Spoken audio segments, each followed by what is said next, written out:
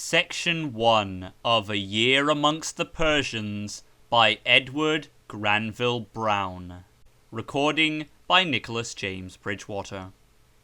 A Year Amongst the Persians by Edward Granville Browne. Section 1. Chapter 1. Introductory. العلم علمان علم الأديان وعلم الأبدان. Science is twofold, theology and medicine.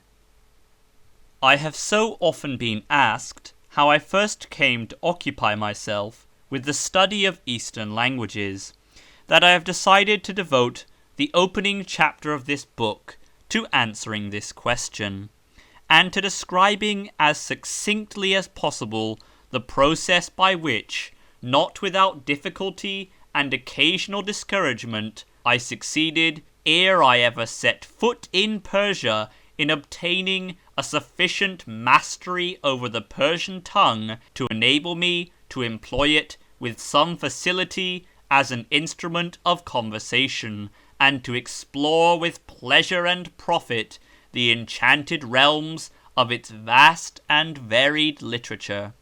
I have not arrived at this decision without some hesitation and misgiving, for I do not wish to obtrude myself unnecessarily on the attention of my readers, and one can hardly be autobiographical without running the risk of being egotistical.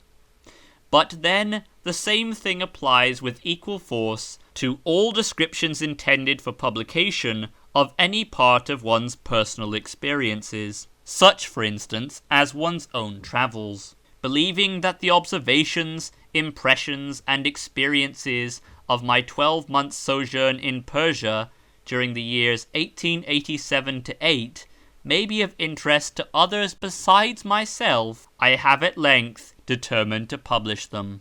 It is too late now to turn squeamish about the use of the pronoun of the first person. I will be as sparing of its use as I can, but use it I must. I might indeed have given to this book the form of a systematic treatise on Persia, a plan which for some time I did actually entertain. But against this plan 3 reasons finally decided me. Firstly, that my publishers expressed a preference for the narrative form, which they believed would render the book more readable.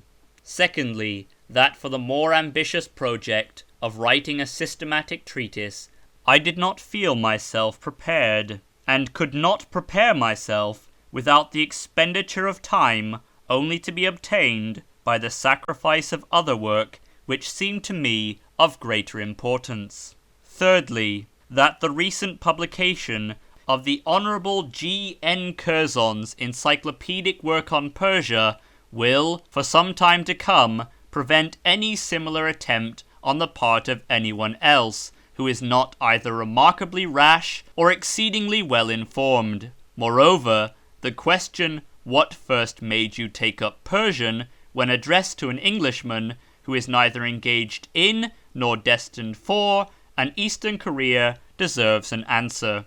In France, Germany, or Russia, such a question would hardly be asked.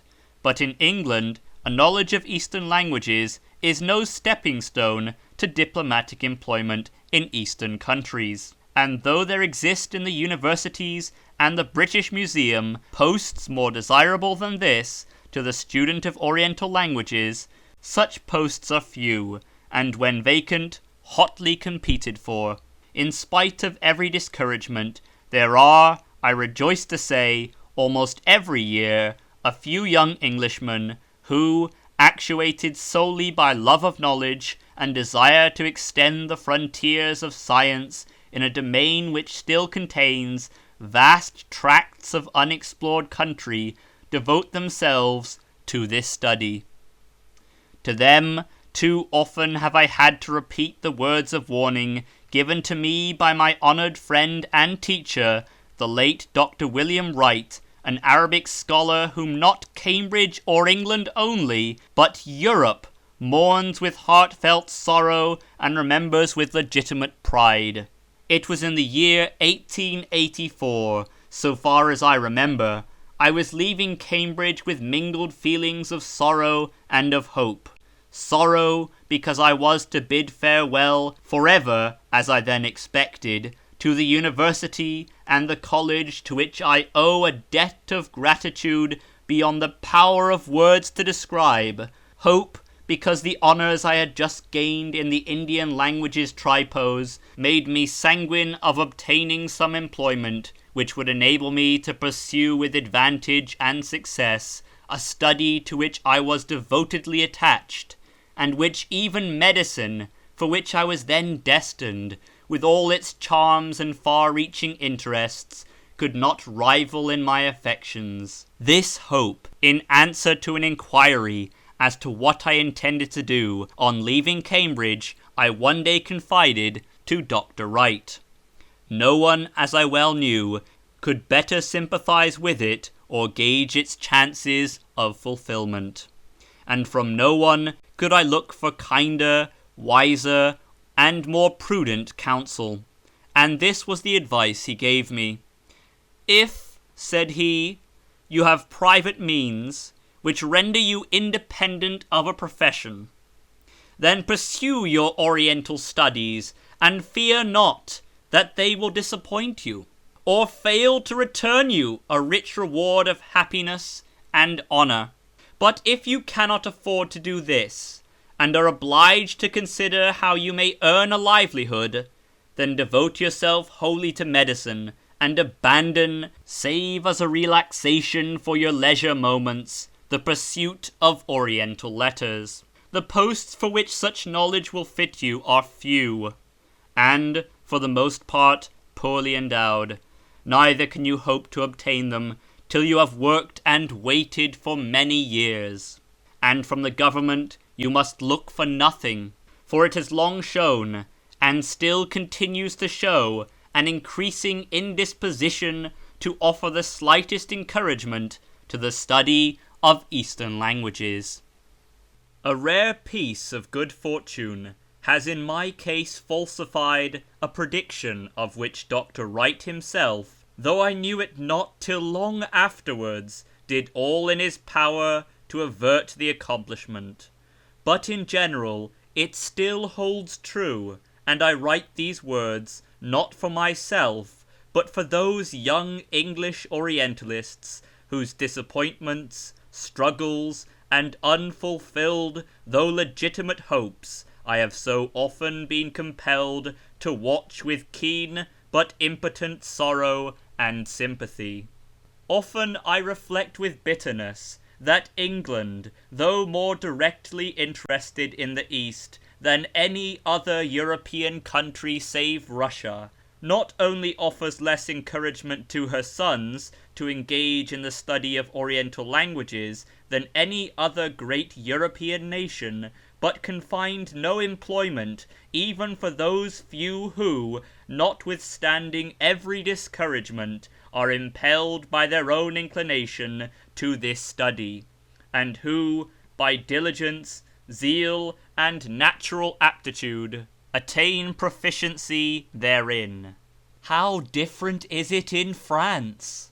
There, not to mention the more academic and purely scientific courses of lectures on Hebrew, Syriac, Arabic, Zand, Pahlavi, Persian, Sanskrit, and on Egyptian, Assyrian, and Semitic archaeology and philology, delivered regularly by savants of European reputation at the Collège de France and the Sorbonne, all of which lectures are freely open to persons of either sex and any nationality.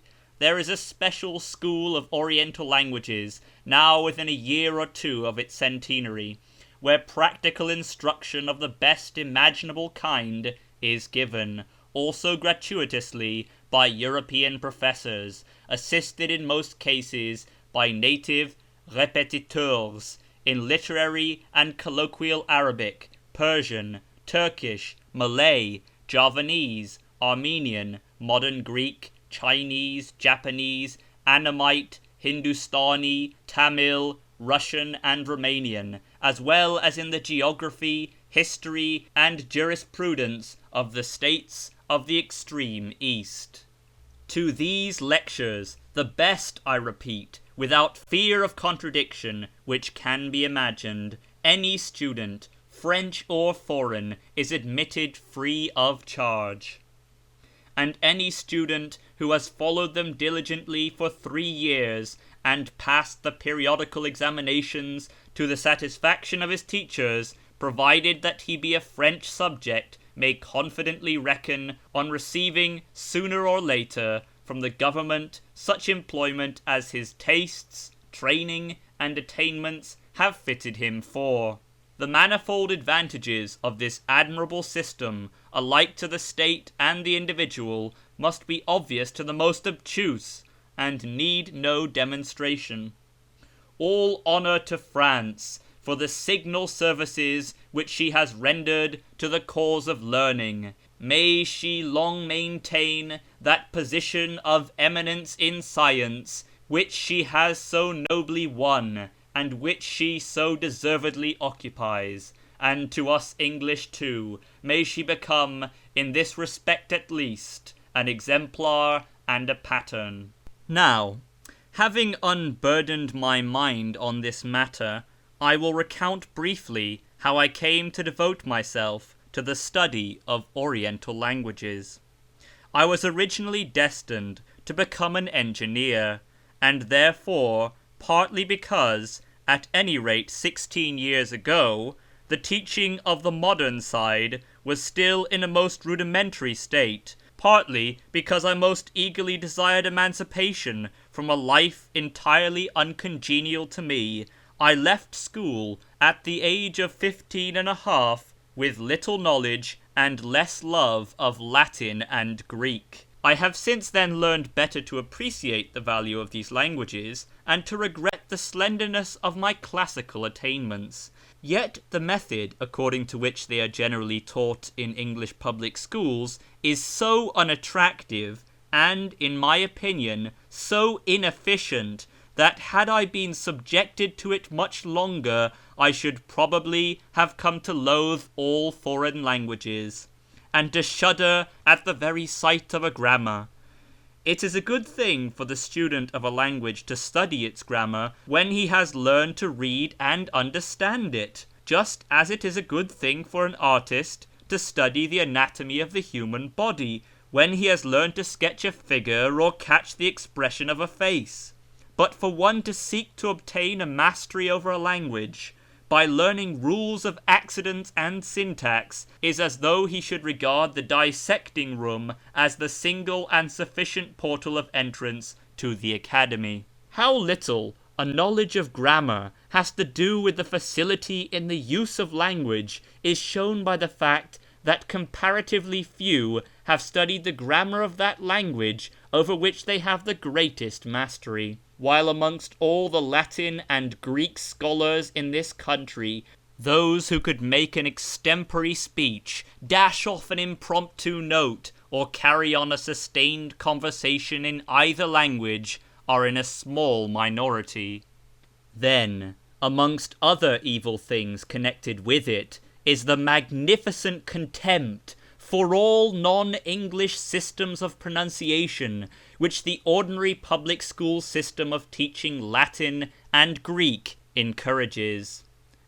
Granted that the pronunciation of Greek is very different in the Athens of today from what it was in the time of Plato or Euripides, and that Cicero would not understand, or would understand with difficulty, the Latin of the Vatican, does it follow that both languages should be pronounced exactly like English, of all spoken tongues the most anomalous in pronunciation? What should we think of a Chinaman who, because he was convinced that the pronunciation of English in the 14th century differed widely from that of the 19th, deliberately elected to read Chaucer with the accent and intonation of Chinese? If Latin and Greek alone were concerned, it would not so much matter, but the influence of this doctrine of pan Anglican pronunciation too often extends to French and German as well. The spirit engendered by it is finely displayed in these two sayings which I remember to have heard repeated. Anyone can understand English if they choose, provided you talk loud enough. Always mistrust an Englishman who talks French like a Frenchman. Apart from the general failure to invest the books read with any human, historical, or literary interest, or to treat them as expressions of the thoughts, feelings, and aspirations of our fellow creatures, instead of as grammatical treadmills, there is another reason why the public school system of teaching languages commonly fails to impart much useful knowledge of them. When any intelligent being who is a free agent wishes to obtain an efficient knowledge of a foreign language as quickly as possible, how does he proceed? He begins with an easy text, and first obtains the general sense of each sentence and the meaning of each particular word from his teacher. In default of a teacher, he falls back on the best available substitute, namely a good translation and a dictionary. Looking out words in a dictionary is, however, mere waste of time if their meaning can be ascertained in any other way, so that he will use this means only when compelled to do so. Having ascertained the meaning of each word, he will note it down either in the margin of the book or elsewhere, so that he may not have to ask it or look it out again. Then he will read the passage which he has thus studied over and over again, if possible aloud, so that the tongue, ear, and mind may be simultaneously familiarized with the new instrument of thought and communication of which he desires to possess himself, until he perfectly understands the meaning without mentally translating it into English, and until the foreign words, no longer strange, evoke in his mind not their English equivalents, but the ideas which they connote. This is the proper way to learn a language, and it is opposed at almost every point to the public school method, which regards the use of cribs as a deadly sin, and substitutes parsing and construing for reading and understanding. Notwithstanding all this, I am well aware that the advocates of this method have in their armoury another and more potent argument. A boy does not go to school, say they, to learn Latin and Greek, but to learn to confront disagreeable duties with equanimity, and to do what is distasteful to him with cheerfulness. To this I have nothing to say. It is unanswerable and final. If boys are sent to school to learn what the word disagreeable means, and to realise that the most tedious monotony is perfectly compatible with the most acute misery, and that the most assiduous labour, if it be not wisely directed, does not necessarily secure the attainment of the object ostensibly aimed at, then indeed does the public school offer the surest means of attaining this end. The most wretched day of my life, except the day when I left college, was the day I went to school. During the earlier portion of my school life, I believed that I nearly fathomed the possibilities of human misery and despair. I learned then, what I am thankful to say I have unlearned since, to be a pessimist, a misanthrope, and a cynic, and I have learned since, what I did not understand then, that to know by rote a quantity of grammatical rules is in itself not much more useful than to know how often each letter of the alphabet occurs in Paradise Lost, or how many separate stones went to the building of the Great Pyramid. Many of my readers, even those who may be inclined to agree with me as to the desirability of modifying the teaching of our public schools, will blame me for expressing myself so strongly. The value of a public school education in the development of character cannot be denied. And in the teaching also, great improvements have, I believe, been made within the last 10 or 15 years. But as far as my own experience goes, I do not feel that I have spoken at all too strongly. It was the Turkish war with Russia in 1877-8 that first attracted my attention to the East, about which, till that time, I had known and cared nothing. To the young, war is always interesting, and I watched the progress of this struggle with eager attention. At first, my proclivities were by no means for the Turks, but the losing side, more especially when it continues to struggle gallantly against defeat, always has a claim on our sympathy, and moreover, the cant of the anti-Turkish party in England, and the wretched attempts to confound questions of abstract justice with party politics, disgusted me beyond measure. Ere the close of the war I would have died to save Turkey, and I mourned the fall of Plevna as though it had been a disaster inflicted on my own country. And so gradually pity turned to admiration, and admiration to enthusiasm, until the Turks became in my eyes veritable heroes, and the desire to identify myself with their cause, make my dwelling amongst them, and unite with them in the defence of their land, possessed me heart and soul.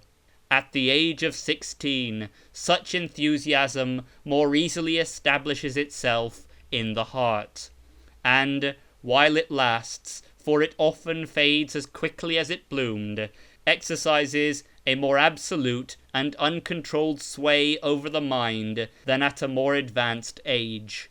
Even though it be transitory, its effects, as in my case, may be permanent. So now my whole ambition came to be this: how I might become in time an officer in the Turkish army. And the plan which I proposed to myself was to enter first the English army, to remain there till I had learned my profession and attained the rank of captain, then to resign my commission and enter the service of the Ottoman government, which, as I understood, gave a promotion of 2 grades.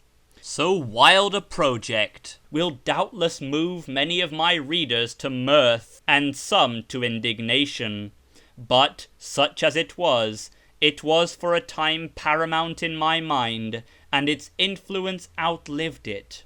Its accomplishment, however, evidently needed time, and as my enthusiasm demanded some immediate object, I resolved at once to begin the study of the Turkish language. Few of my readers probably have had occasion to embark on this study, or even to consider what steps they would take if a desire to do so suddenly came upon them. I may therefore here remark that for one not resident in the metropolis, it is far from easy to discover anything about the Turkish language, and almost impossible to find a teacher.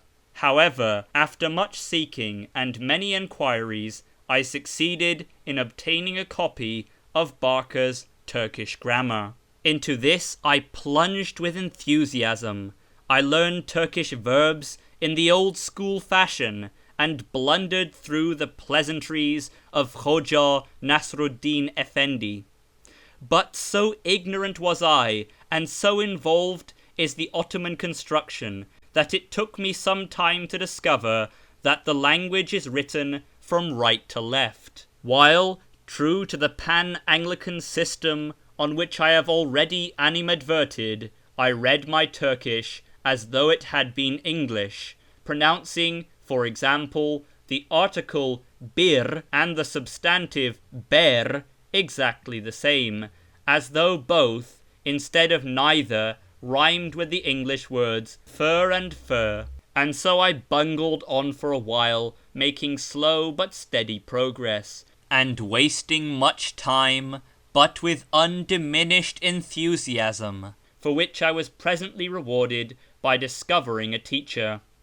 This was an Irish clergyman who had, I believe, served as a private in the Crimean War, picked up some Turkish, attracted attention by his proficiency in a language of which very few Englishmen have any knowledge, and so gained employment as an interpreter. After the war, he was ordained as a clergyman of the Church of England, and remained for some years at Constantinople as a missionary.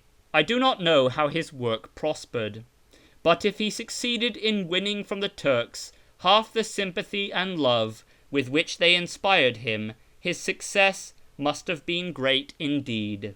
When I discovered him, he had a cure of souls in the Consett Iron district, having been driven from his last parish by the resentment of his flock, Whigs almost to a man, which he had incurred by venturing publicly to defend the Turks at a time when they were at the very nadir of unpopularity, and when the outcry about the Bulgarian atrocities was at its height. So the very religious and humane persons who composed his congregation announced to his vicar their intention of withdrawing their subscriptions and support from the church so long as the Bahá'í Bozouk, such as he informed me, not without a certain pride, was the name they had given him, occupied his pulpit. So there was nothing for it but that he should go. Isolated in the uncongenial environment to which he was transferred, he was, I think, almost as eager to teach me Turkish as I was to learn it, and many a pleasant hour did I pass in his little parlour, listening with inexhaustible delight to the anecdotes of his life in Constantinople, which he loved to tell. Peace be to his memory. He died in Africa, once more engaged in mission work, not long after I went to Cambridge. End of section 1. Recording by Nicholas James Bridgewater. Recorded in London, England. Section 2 of A Year Amongst the Persians by Edward Granville Browne. Recording by Nicholas James Bridgewater. A Year Amongst the Persians by Edward Granville Browne. Section 2. One of the incidental charms of Orientalism is the kindness and sympathy often shown by scholars of the greatest distinction and the highest attainments to the young beginner, even when he has no introduction save the password of a common and much loved pursuit. Of this I can recall many instances, but it is sufficient to mention the first in my experience. Expecting to be in or within reach of London for a time, I was anxious to improve the occasion by prosecuting my Turkish studies, for the Bahá'í Bozouk had recently left Consett for Hull, and to this end wished to find a proficient teacher. As I knew not how else to set about this, I finally, and somewhat audaciously, determined to write to the late Sir James, then Mr. Redhouse, whose name the study of his valuable writings on the Ottoman language had made familiar to me as that of a patron saint, asking for his advice and help. This letter I addressed to the care of his publishers, and in a few days I received, to my intense delight, a most kind reply, in which he, the first Turkish scholar in Europe probably, not only gave me all the information I required, but invited me to pay him a visit whenever I came to London, an invitation of which, as may be readily believed, I availed myself at the earliest possible opportunity. And so gradually I came to know others who were able and willing to help me in my studies, including several Turkish gentlemen attached to the Ottoman embassy in London, from some of whom I received no little kindness. But if my studies prospered, it was otherwise with the somewhat chimerical project in which they had originated.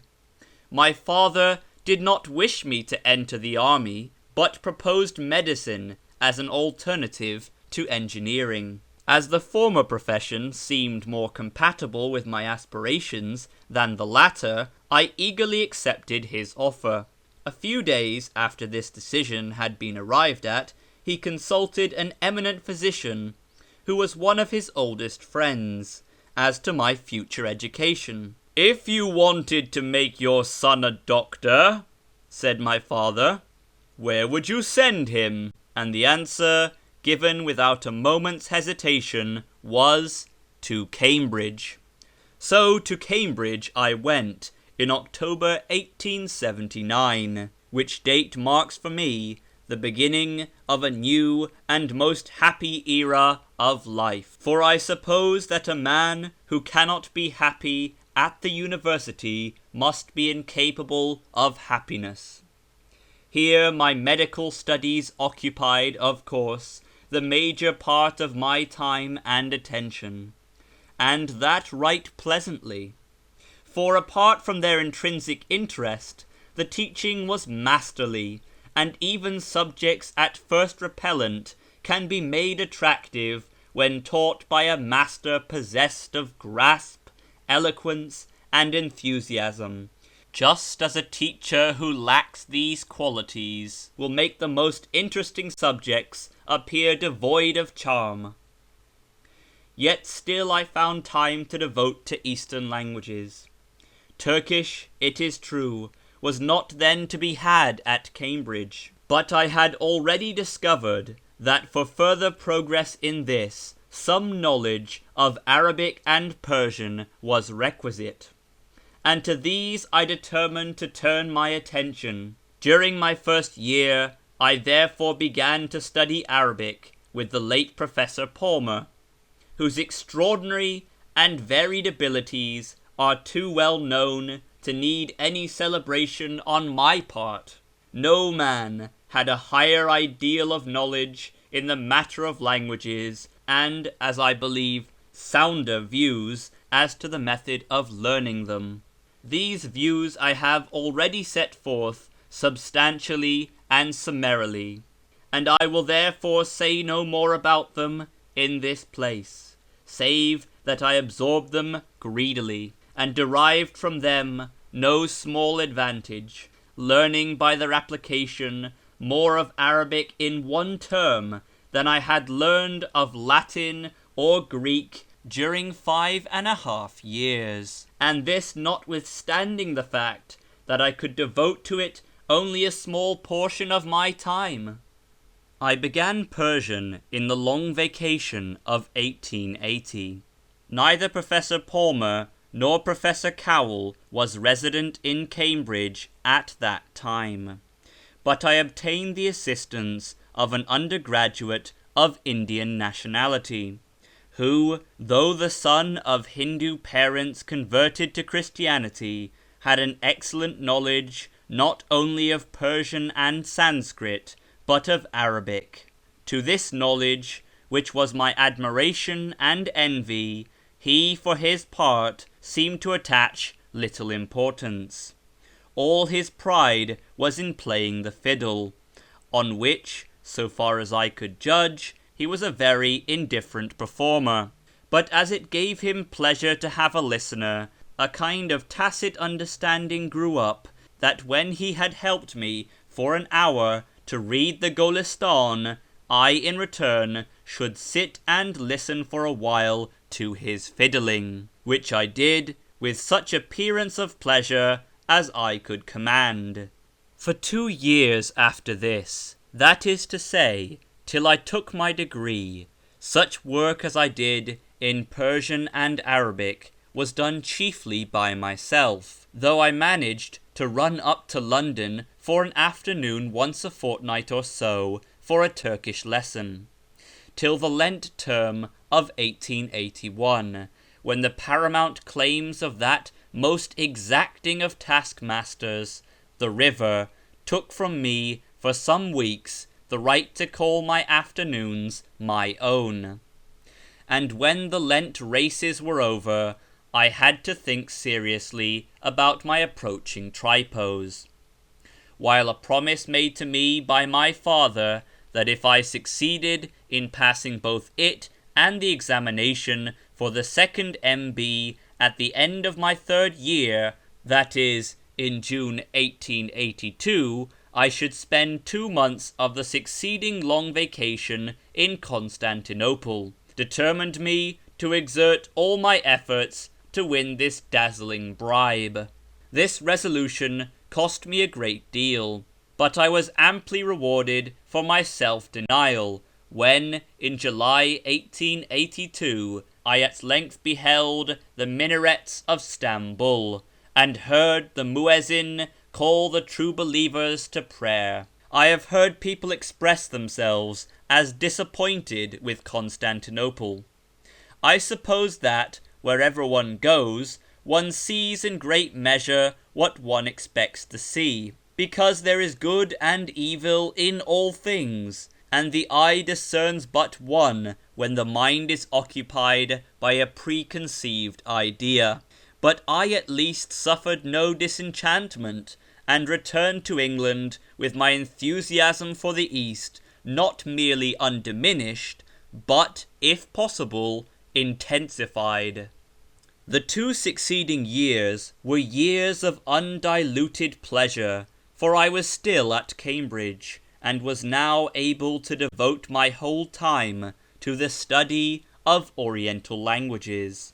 As I intended to become a candidate for the Indian Languages Tripos in 1884, I was obliged to begin the study of Hindustani, a language from which I never could succeed in deriving much pleasure.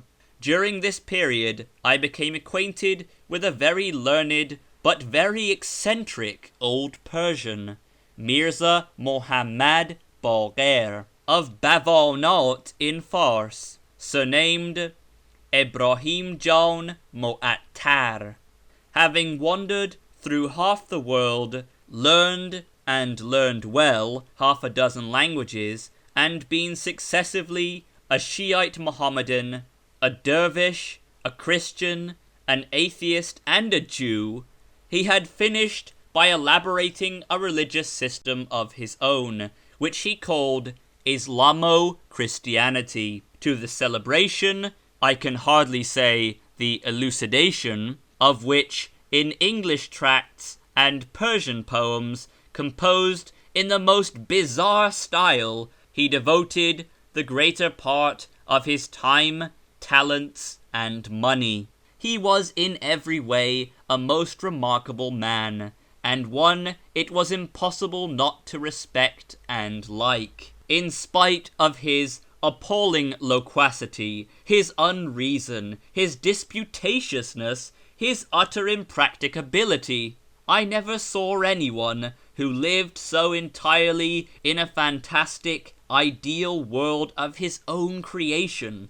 He was totally indifferent to his own temporal interests, cared nothing for money, personal comfort, or the favour of the powerful, and often alienated his acquaintances by violent attacks on their most cherished beliefs, and drove away his friends by the ceaseless torrent of his eloquence.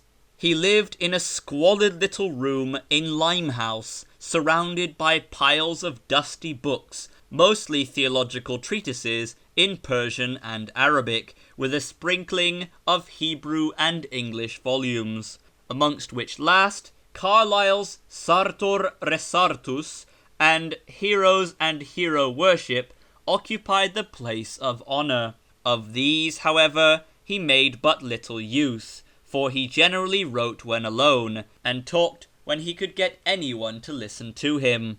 I tried to persuade him to read with me those portions of the Masnavi and the Divan of Hafez set for my examination, and offered to remunerate him for his trouble. But this plan failed on its first trial. We had not read for 20 minutes when he suddenly pushed away the Hafez, dragged out from a drawer in the rickety little table a pile of manuscript, and said, "I like my own poetry better than this, and if you want me to teach you Persian, You must learn it as I please. I don't want your money, but I do want you to understand my thoughts about religion. You can understand Hafiz by yourself, but you cannot understand my poetry unless I explain it to you." This was certainly true. Allusions to grotesque visions in which figured grass-eating lions, bears, yellow demons, Gog and Magog, crusaders, and Hebrew and Arab patriarchs, saints and warriors were jumbled up with current politics, personal reminiscences, rabbinic legends, mystical rhapsodies, denunciations, prophecies, old Persian mythology, Old Testament theology, and Quranic exegesis in a manner truly bewildering, the whole being clothed in a Persian so quaint, so obscure, and so replete with rare, dialectical, and foreign words that many verses were incomprehensible even to educated Persians, to whom, for the most part, the little son of London, Shomeyseye Landaniye, so he called the longest of his published poems, was a source of terror. One of my Persian friends, for I made acquaintance about this time with several young Persians who were studying in London, would never consent to visit me unless he had received an assurance that the poet, prophet, philosopher of Bavá'í would be out of the way. I, however, by dint of long listening and much patience, not without some weariness, learned from him much that was of value to me besides the correct Persian pronunciation, for I had originally acquired from my Indian friend the erroneous and unlovely pronunciation current in India, which I now abandoned with all possible speed, believing the French of Paris to be preferable to the French of Stratford at Bow. Towards the end of 1884, Mirza Baqir left London for the East with his surviving children, a daughter of about 18 and a son of about 10 years of age, both of whom had been brought up away from him in the Christian religion, and neither of whom knew any language but English. The girl's failing health, for she was threatened with consumption, was the cause of his departure. I had just left Cambridge and entered at St. Bartholomew's Hospital, where I found my time and energies fully occupied with my new work. Tired as I often was, however, when I got away from the wards, I had to make almost daily pilgrimages to Limehouse, where I often remained till nearly midnight, for Mirza Baqir refused to leave London till I had finished reading a versified commentary on the Qur'an, on which he had been engaged for some time, and of which he wished to bestow the manuscript on me as a keepsake. "My daughter will die," said he, "as the doctors tell me, unless she leaves for Beirut in a short time, and it is you who prevent me from taking her there, for I will not leave London until you have understood my book." Argument was useless with such a visionary, so, willing or no, I had to spend every available hour in the little room at Limehouse, ever on the watch to check the interminable digressions to which the reading of the poem continually gave rise. At last it was finished, and the very next day, if I remember rightly, Mirza Baqir started with his children for the East. I never saw him again, though I continued to correspond with him so long as he was at Beirut, whence, I think, he was finally expelled by the Ottoman government as a firebrand menacing the peace of the community. He then went with his son to Persia. His daughter had died previously at Beirut, whence news of his death reached me a year or two ago. And now for 3 years, 1884 to 87, it was only an occasional leisure hour that I could snatch from my medical studies for a chat with my Persian friends, who, though they knew English well for the most part, were kind enough to talk for my benefit their own language, or for quiet communing in the cool vaulted reading room of the British Museum with my favourite Sufi writers, whose mystical idealism, which had long since cast its spell over my mind, now supplied me with a powerful antidote against the pessimistic tendencies evoked by the daily contemplation of misery and pain. This period was far from being an unhappy one, for my work, if hard, was full of interest. And if in the hospital I saw much that was sad, much that made me wonder at man's clinging to life, since to the vast majority life seemed but a succession of pains, struggles, and sorrows, on the other hand I saw much to strengthen my faith in the goodness and nobility of human nature. Never before or since have I realized so clearly the immortality, greatness, and virtue of the spirit of man, or the misery of its earthly environment. It seemed to me like a prince in rags, ignorant alike of his birth and his rights, but to whom is reserved a glorious heritage. No wonder then that the pantheistic idealism of the Masnavi took hold of me, or that such words as these of Hafez thrilled me to the very soul. تو را ز کنگره عرش میزنند صفیر، ندانمت که در این خاکدان چه افتاده است. They are calling to thee from the pinnacles of the throne of God. I know not what hath befallen thee in this dust heap, the world. Even my medical studies, strange as it may appear, favoured the development of this habit of mind.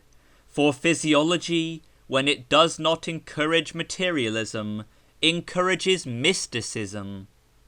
And nothing so much tends to shake one's faith in the reality of the objective world as the examination of certain of the subjective phenomena of mental and nervous disorders. But now this period too was drawing to a close, and my dreams of visiting Persia, even when their accomplishment seemed most unlikely, were rapidly approaching fulfilment.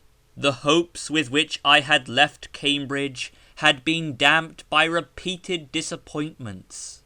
I had thought that the knowledge I had acquired of Persian, Turkish, and Arabic might enable me to find employment in the consular service, but had learned from curt official letters referring me to printed official regulations that this was not so, that these languages were not recognized as subjects of examination, and that not they, but German, Greek, Spanish, and Italian were the qualifications by which one might hope to become a consul in Western Asia. The words of Dr. Wright's warning came back to me, and I acknowledged their justice. To my professional studies, I felt, and not my linguistic attainments, must I look to earn my livelihood.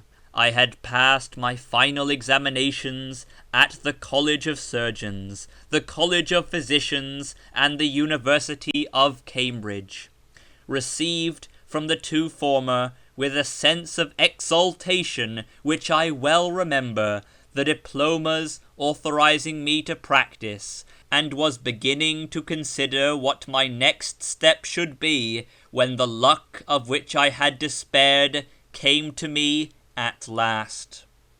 Returning to my rooms on the evening of May 30th, 1887, I found a telegram lying on the table. I opened it with indifference, which changed in the moment I grasped its purport to ecstatic joy.